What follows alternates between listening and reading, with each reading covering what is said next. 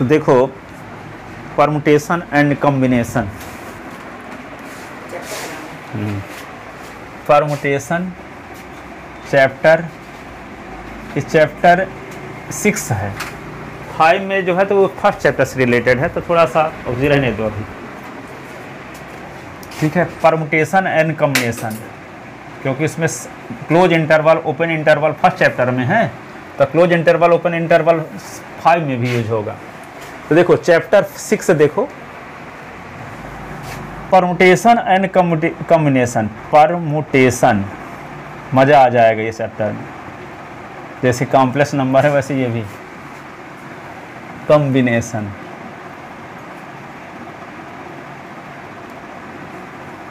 Permutation and combination.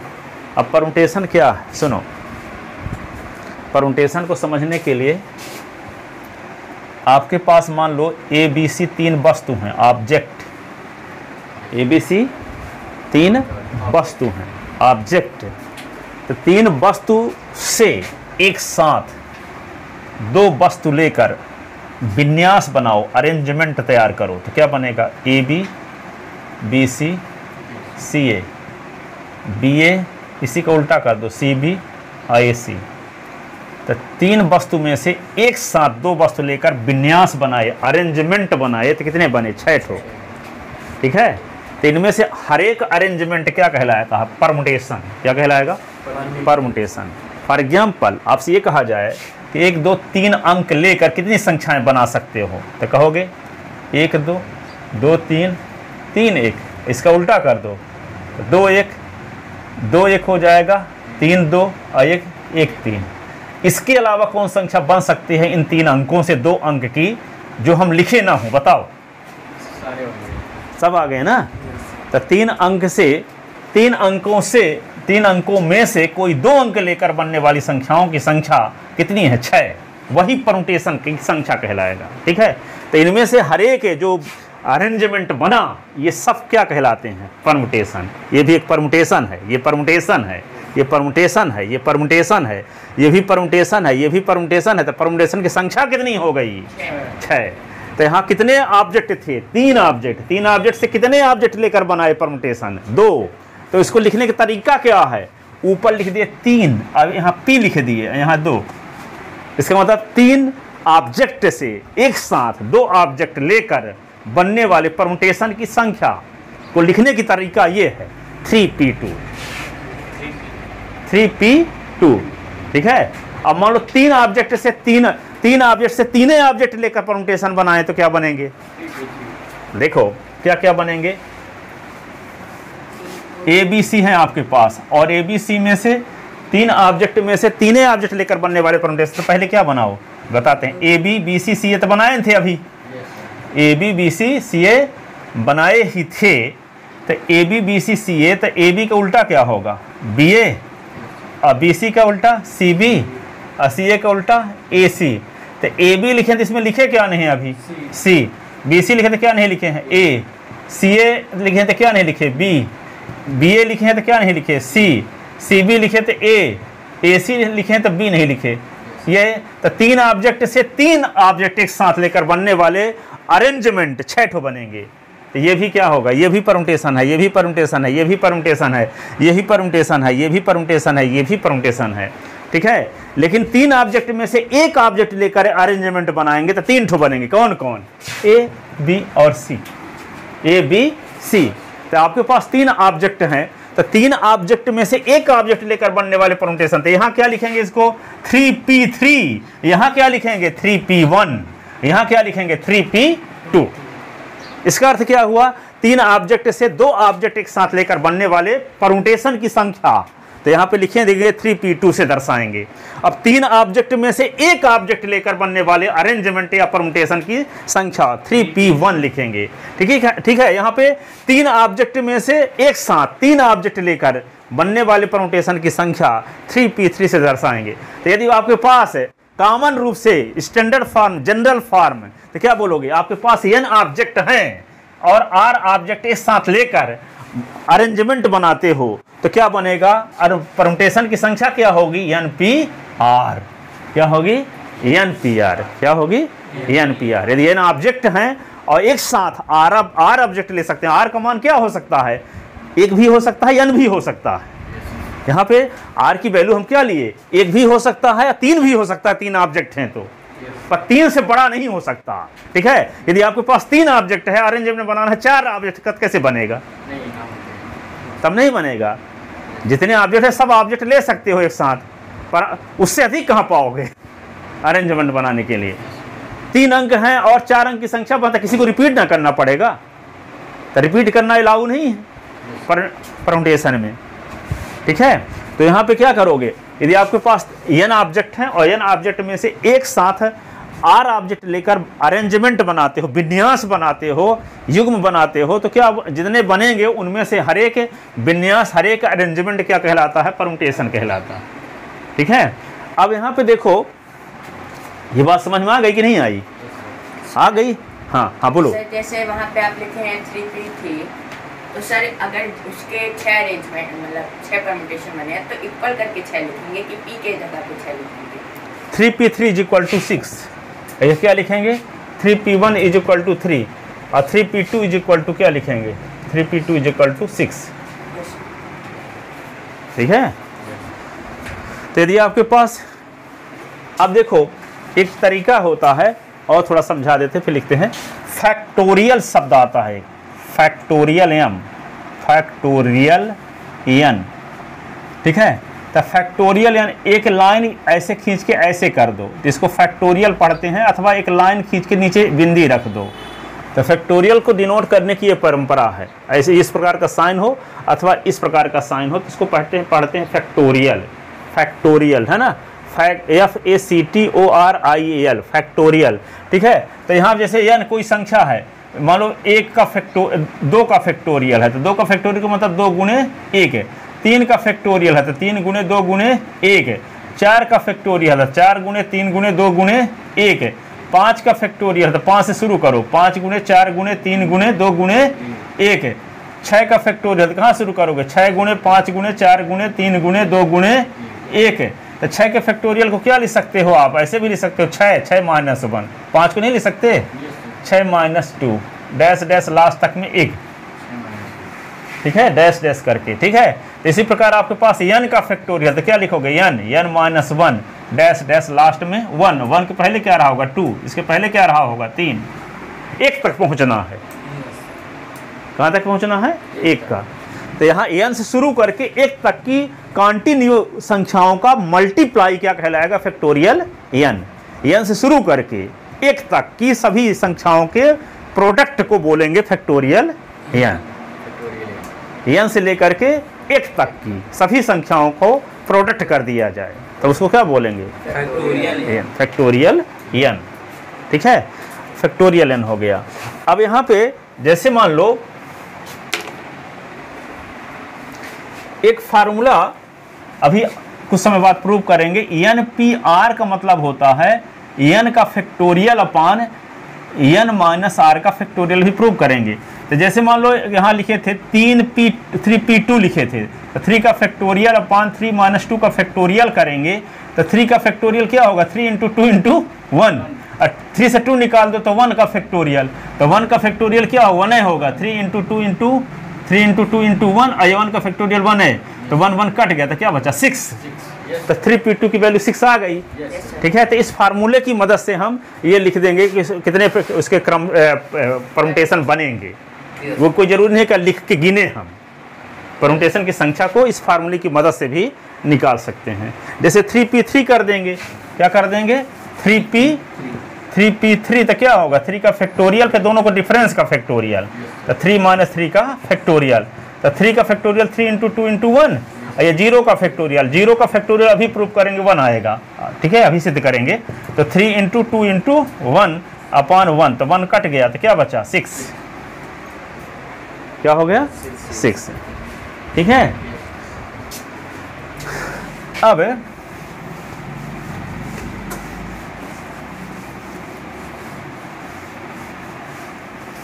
जैसे मान लो कि आपके पास है 3p2, तो इसको सॉल्व करने से, अभी सॉल्व करने से क्या आया 3 का फैक्टोरियल अपान 3 माइनस 2 का फैक्टोरियल। थोड़ा दिमाग में बात बैठ जाए तो फिर लिखवाते हैं सब चीज़ जितना बोले हैं।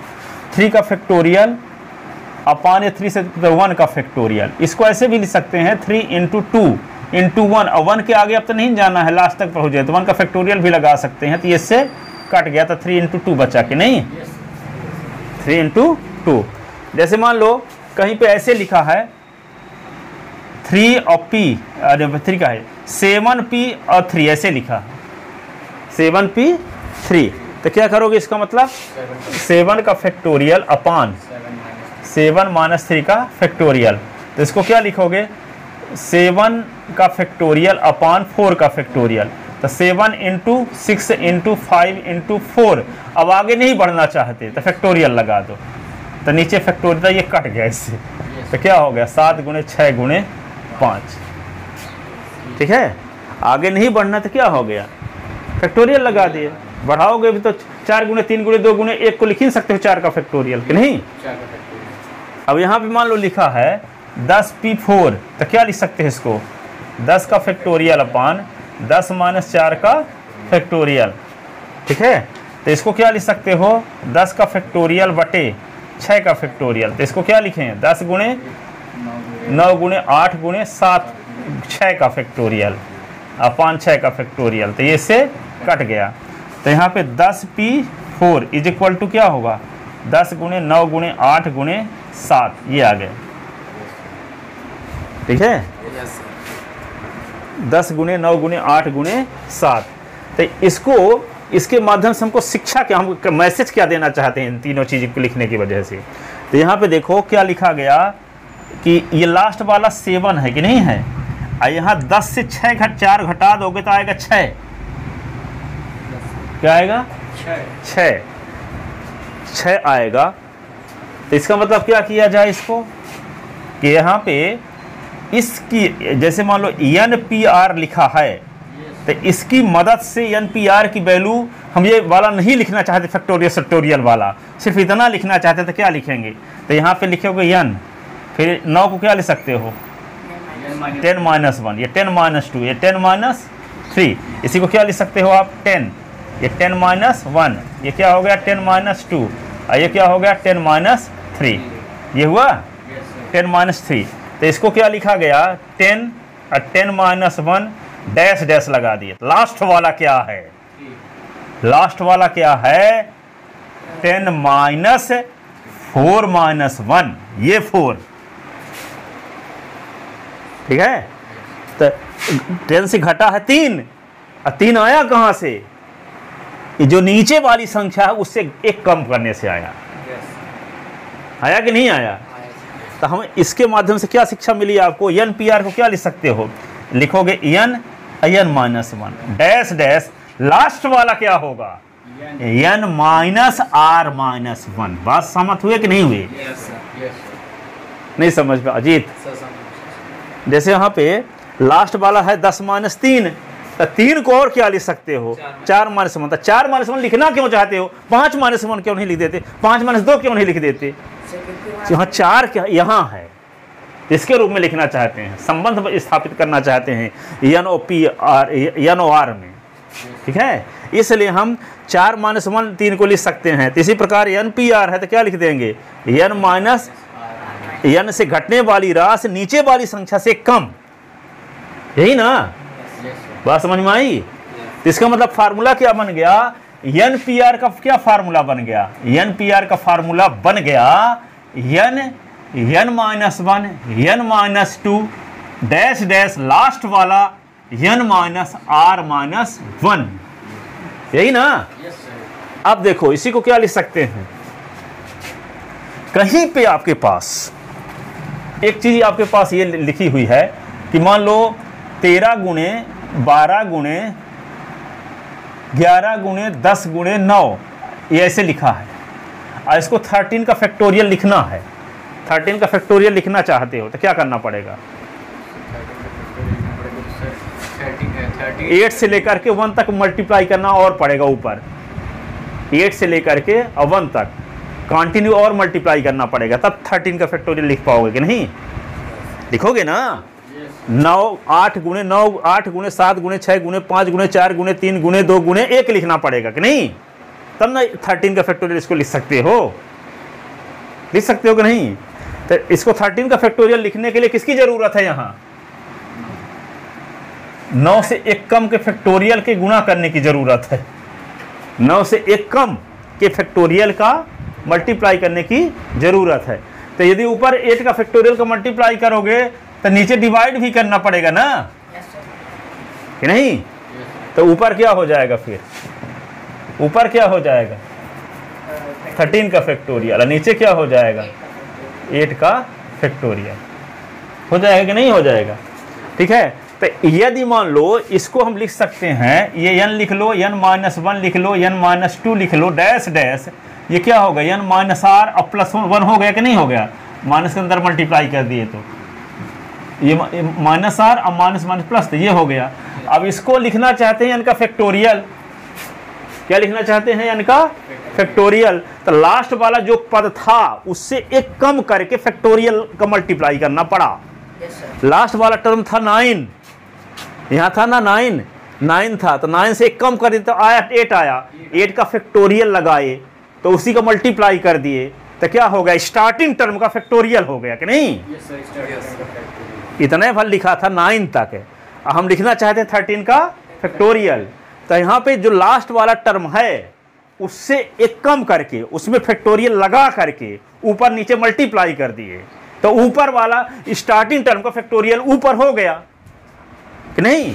तो यहाँ पे क्या है कि यहाँ लास्ट वाला टर्म ये है n-r+1, हम इसको लिखना चाहते हैं n का फैक्टोरियल, स्टार्टिंग टर्म का फैक्टोरियल लिखना चाहते हैं, तो जो लास्ट वाला पद है उससे 1 कम करोगे, तो n-r+1 से 1 कम करोगे तो आएगा क्या n-r आएगा कि नहीं आएगा। तो n-r का फैक्टोरियल को ऊपर मल्टीप्लाई कर दिए तो नीचे भी करना पड़ेगा ना n-r का फैक्टोरियल, तो ये ऊपर वाला टर्म हो क्या जाएगा n का फैक्टोरियल। तो यहाँ पे क्या फार्मूला बन गया n/r बराबर n का फैक्टोरियल अपॉन n-r का फैक्टोरियल, फार्मूला प्रूव हो गया। बोले ना कि अभी आगे हम सिद्ध करने वाले हैं। तो n/r इज इक्वल टू क्या हुआ n का फैक्टोरियल अपॉन n-r का फैक्टोरियल। तो इसके लिए आपको क्या जानना जरूरी है, n/r की वैल्यू ये होती है, तो n/r की वैल्यू ये होती है, तो ये समझने के लिए आपको ये दिखाना पड़ा कि इसकी वैल्यू ये कैसे होती है ना। 10 से जब शुरू होता है तो कहाँ तक होता है समझने के लिए लिए थे, यहाँ पे 10p4 है तो यहाँ तक कहाँ तक जाता है 7 तक है। जैसे यहाँ पे 3p2 है तो 3 गुणे 2 करने से आता है ना 6, और 3p2 में 6 परमुटेशन बनते भी हैं कि नहीं। 3 ऑब्जेक्ट में से 2 ऑब्जेक्ट लेकर परमुटेशन बनाते 6 बनता है, तो 6 को लिख सकते हैं 3 गुणे 2 लिख सकते हैं। इसको क्या लिख सकते हैं, इसी को 3 गुणे 3 माइनस, अब क्या लिख सकते हैं 3 माइनस 1 लिख सकते हैं। तो 3 गुणे 3 माइनस 1 को क्या लिख सकते हैं 2 माइनस 1, ठीक है। तो 3 और 3 माइनस 2 माइनस 1 है, यही लिख सकते हैं। तो इससे 3p2 की मदद से हम इस निष्कर्ष में पहुंचते हैं कि जब n/r रहेगा तो क्या होगा n-1 डैश डैश लास्ट में n-r-1 ऐसे ये। तो यहाँ पे n/r इज इक्वल टू क्या हो जाएगा n-1 डैश डैश n-r+1, ठीक है। तो थोड़ा हम और डिटेल समझा दिए। वैसे n/r 6 आता कैसे 6 तो आप देख चुके कि उसके परमुटेशन बनते हैं। तो 6 को 3 गुणे 2 लिख सकते हैं, और 3 गुणे 2 को 2 क्या लिख सकते हैं 3 माइनस 1 लिख सकते हैं, और 1 को क्या लिख सकते हैं 3 माइनस 2 माइनस 1 लिख सकते हैं। तो इसकी मदद से हम इस निष्कर्ष पे पहुँचते हैं कि n/r को ये लिख सकते हैं, n/r को क्या लिख सकते हैं ये। और जब n/r को ये लिख सकते हैं तो इसी की मदद से ये तो निकाल दिए कि इससे 1 कम के फैक्टोरियल को ऊपर नीचे गुणा कर दिए, तो स्टार्टिंग टर्म का फैक्टोरियल हो गया n का फैक्टोरियल, नीचे n-r का फैक्टोरियल है ही। इससे फार्मूला प्रूव हो गया कि n/r इज इक्वल टू क्या होता है n का फैक्टोरियल अपॉन n-r का फैक्टोरियल, ठीक है ना। तो देखो अब कुछ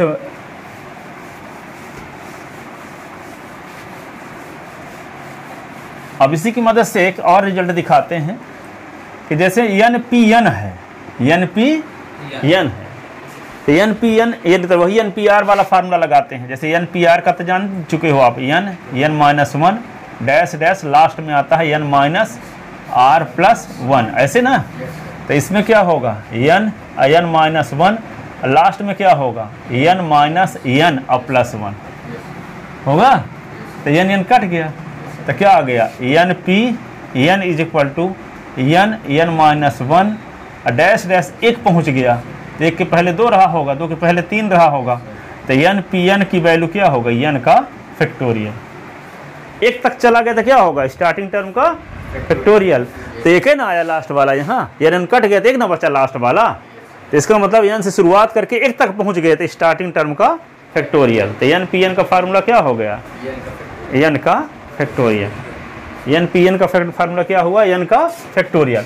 और अभी आपको ये फार्मूला बताया कि n P r is equal to होता है एन का factorial upon n minus r का फैक्टोरियल। तो एन पी एन में ये वाला फार्मूला लगा देते हैं तो क्या होगा, एन का factorial upon n minus n का फैक्टोरियल। तो ये एन का फैक्टोरियल अपॉन एक है, अतिरिक्त गुणा कर दो, क्रॉस मल्टीप्लिकेशन, ठीक है। तो क्या हो जाएगा, एन का फैक्टोरियल अपॉन इसको जीरो का फैक्टोरियल लिख सकते हैं कि नहीं, एन का फैक्टोरियल आप क्रॉस मल्टीप्लिकेशन करते हैं तो इसका इसके साथ होगा तो एन का फैक्टोरियल, और ये क्या होगा, जीरो का फैक्टोरियल एन का फैक्टोरियल। अब एन का फैक्टोरियल इधर ले आओ तो एन का फैक्टोरियल बटे एन का factorial is equal to zero का फैक्टोरियल, ये कट गया, implies one is equal to zero का फैक्टोरियल। तो अभी जो बोले थे कि जीरो का फैक्टोरियल एक होता है, अभी हम दिखाएंगे तो दिखा दिए कि नहीं, जीरो का फैक्टोरियल, ठीक है। अब यहाँ पे देखो निगेटिव नंबर का फैक्टोरियल इन्फिनिटी होता है, तो n P r is equal to आपको फार्मूला बताया एन का factorial upon n minus r का फैक्टोरियल।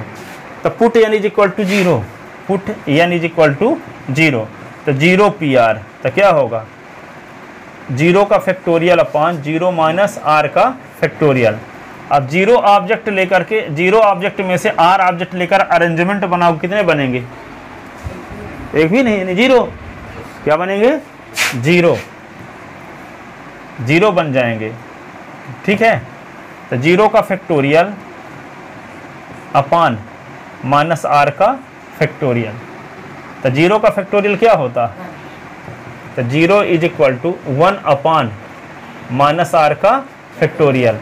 तो इसके नीचे एक लिख दो, अक्रॉस मल्टीप्लिकेशन, तो क्या होगा, जीरो गुणे माइनस आर का फैक्टोरियल बराबर एक, तो क्या होगा, माइनस आर का फैक्टोरियल बराबर एक बटे जीरो, तो माइनस आर का फैक्टोरियल बराबर एक बटे जीरो इन्फिनिटी होता।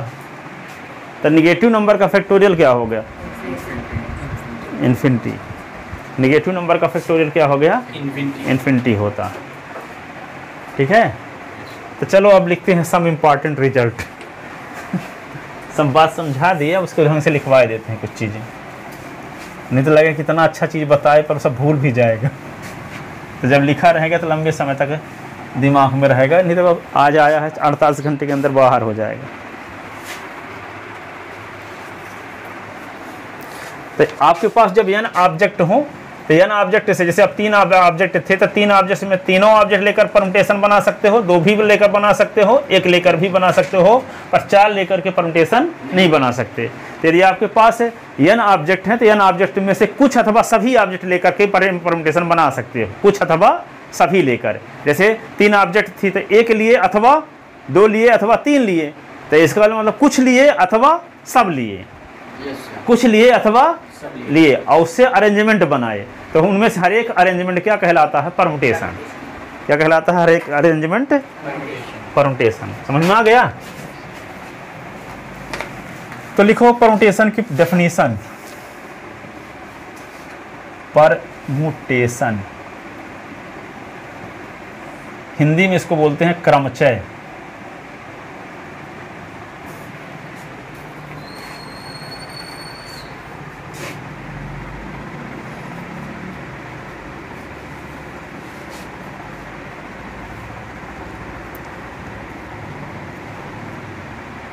लिखो if we are given a group of different object, group of different object, different object, then each of the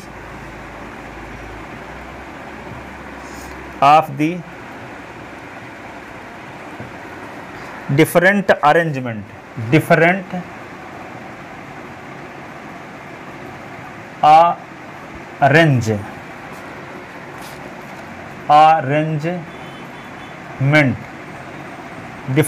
arrangements that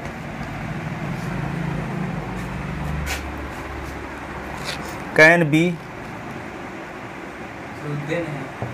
then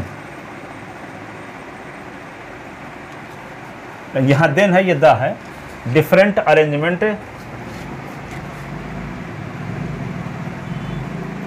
that यहाँ हो चाहे होगा ना, that can be form by taking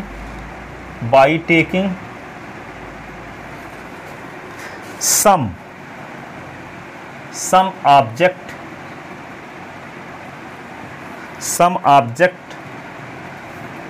at a time or all object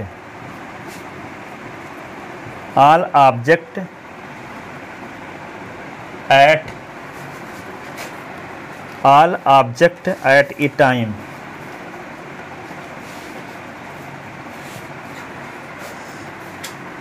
is called permutation.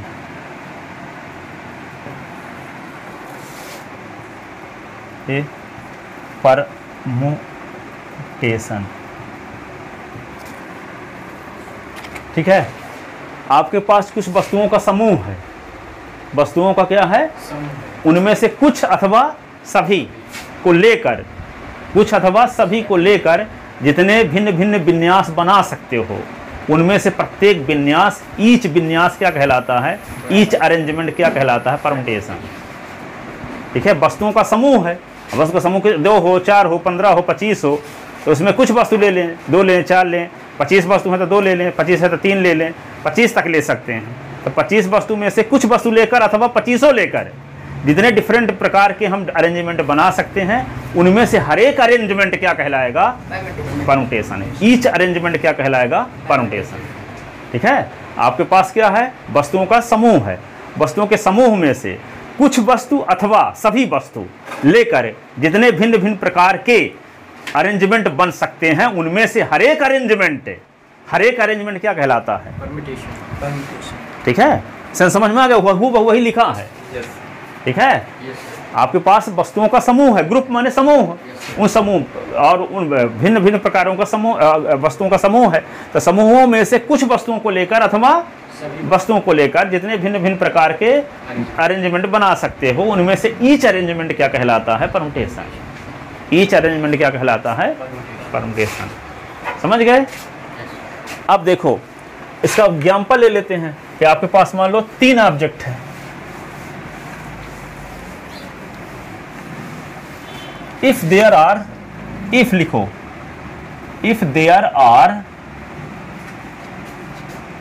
3 object A, B, C,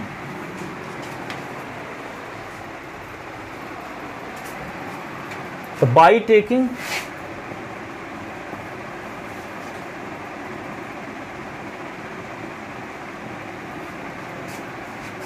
two object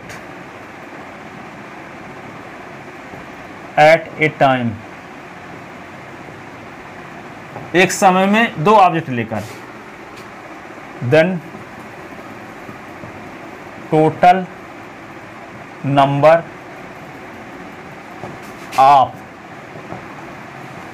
arrangement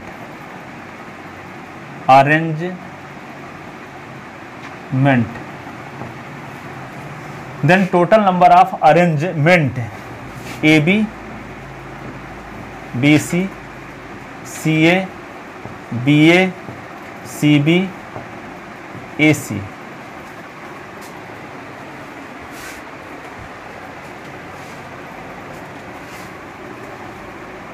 Here each arrangement, each different arrangement AB BA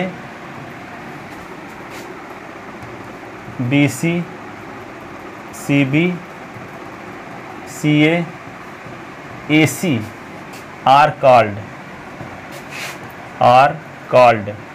permutation.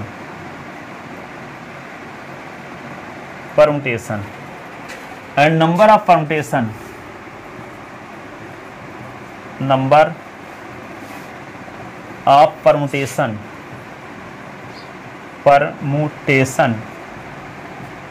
is denoted by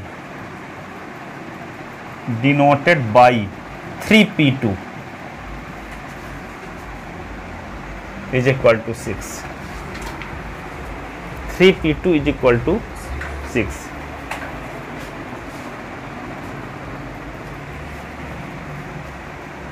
गिनने से आता है अच्छा रख 1 2 3 4 5 6 अच्छा यहाँ लिख दिया गया। इसका मतलब 3 ऑब्जेक्ट से 2 ऑब्जेक्ट लेकर परमुटेशन बनाए तो 6 आए। टोटल कितने आए? 6।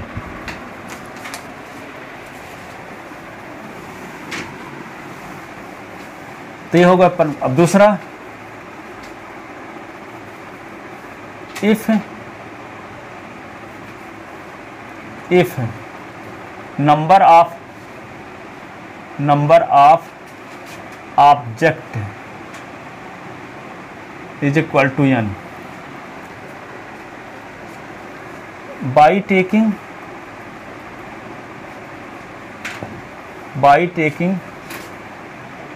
r object at a time, एक समय में r ऑब्जेक्ट लेकर, then total number of permutation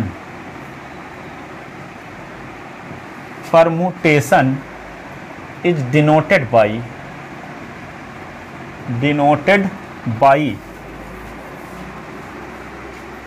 NPR and defined as follows.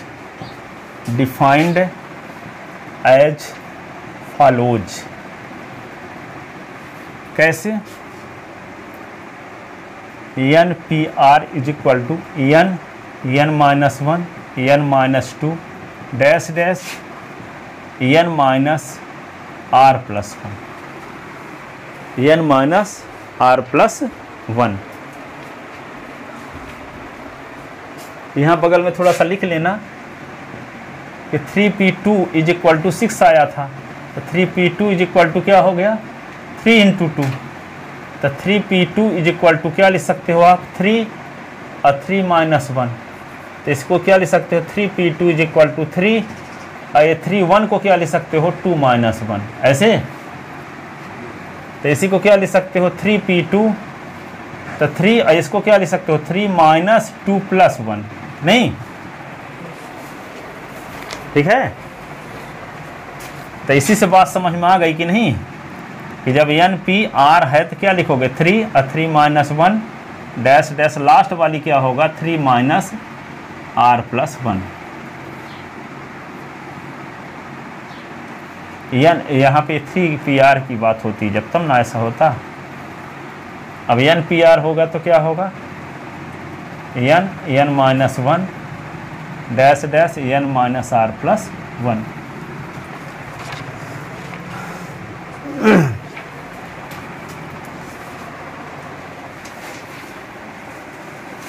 लिख लेते ना, ये बगल वाला भी लिखना, यही इसी मदद से समझ पाओगे। कुछ समय बाद आपको जो बताए हैं तो भूल जाएगा, तो जो लिखे रहोगे तो वही समझ में आएगा। फिर जैसे मान लो आपको अभी क्या बता रहा था कहीं पे ये लिखा है 13 गुणे 12 गुणे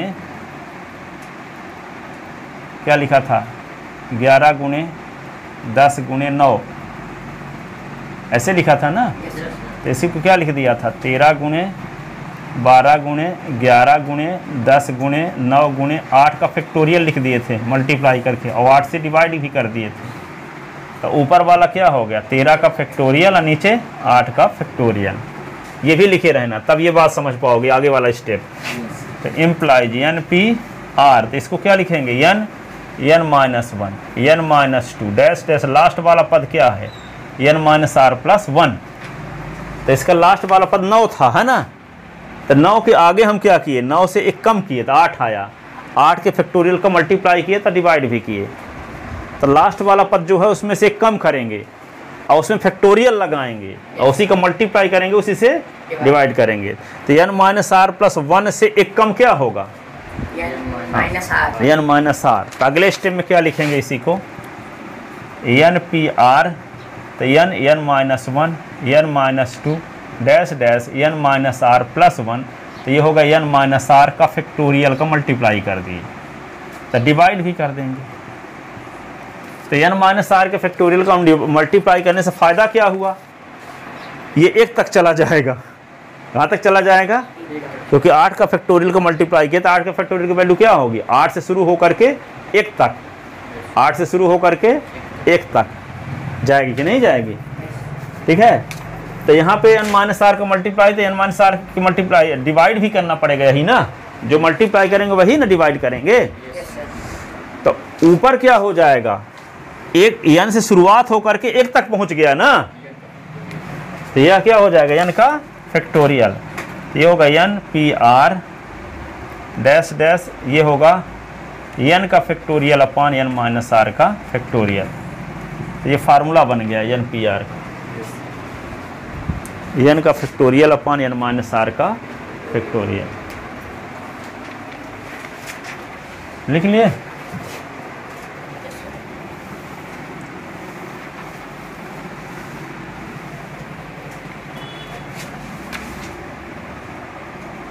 अब देखो दूसरा पॉइंट लिख लेते हैं। अब दूसरा पॉइंट हो, तीसरा कुछ पॉइंट डाले हो, कुछ नहीं डाले हो। तीसरा पॉइंट देखो n p n is equal to क्या होगा n -1 n -2 कहाँ तक जाएगा n -n+1 तक जाएगा। वो NPR वाला फार्मूला जब लगाएंगे तो R का काम यहाँ नहीं ना कर रहा है, तो n -r+1 होता तो n -n+1 हो गया, ठीक है।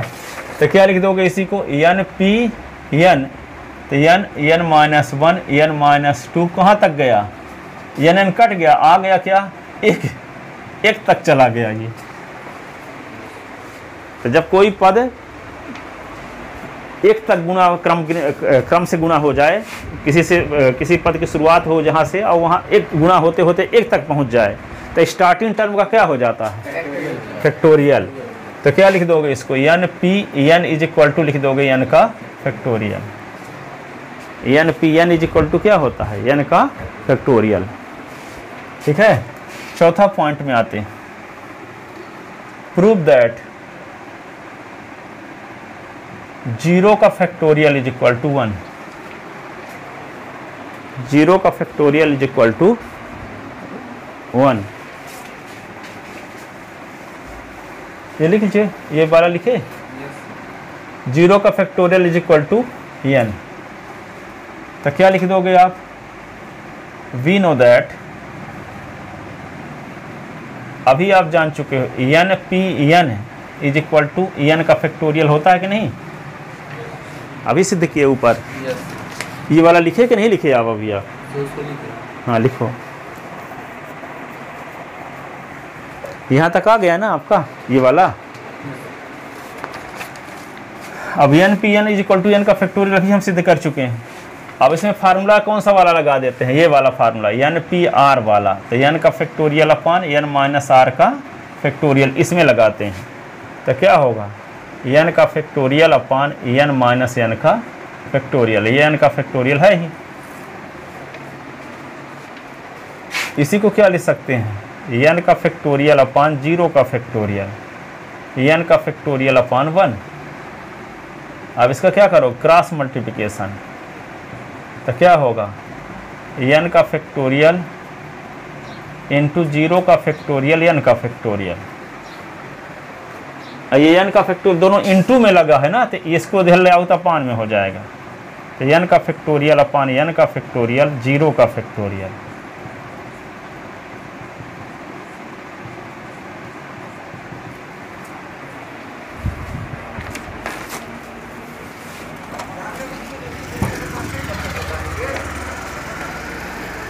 कहाँ कर वहाँ उसको भेजो ना।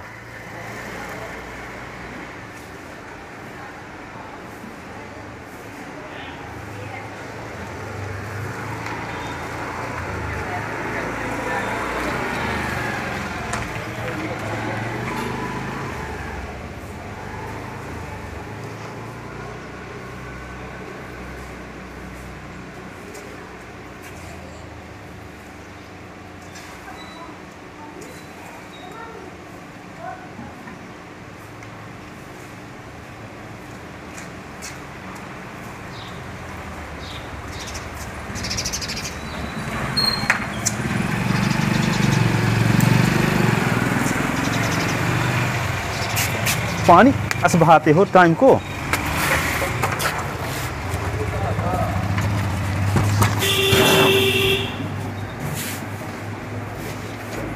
बारह बजे के पहले उठोगे नहीं आज आप, ये दंड है तुम्हारा।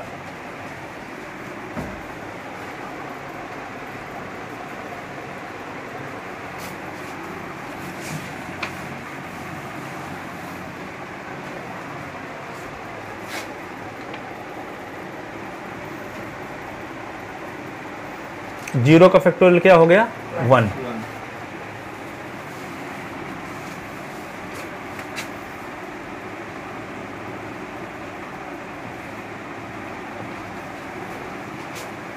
माइनस आर का factorial is equal to infinity. Negative number where r is integer, where r is positive integer. तो आर यदि पॉजिटिव इंटीजर है तो माइनस लग जाए तो निगेटिव इंटीजर बन जाएगा। आर पॉजिटिव इंटीजर है तो उसके पहले माइनस लगा दोगे तो क्या आएगा, तो निगेटिव इंटीजर का जो फैक्टोरियल होता है इन्फिनिटी होता है।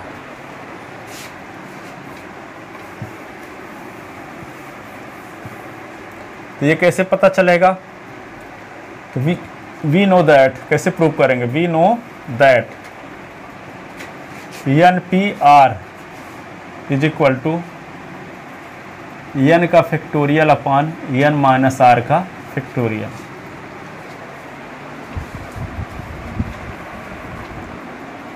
जानते हैं फार्मूला कि नहीं। अब माइनस आर का फैक्टोरियल आएगा कब, जब n के स्थान पे 0 लिख दोगे तो 0 माइनस आर हो जाएगा। इसलिए हम n के स्थान पे 0 रखेंगे, क्योंकि हमको माइनस आर चाहिए, तो माइनस आर आएगा तभी जब n के स्थान पे 0 रखेंगे। तो क्या लिखोगे, equation first putting n is equal to 0 in equation first.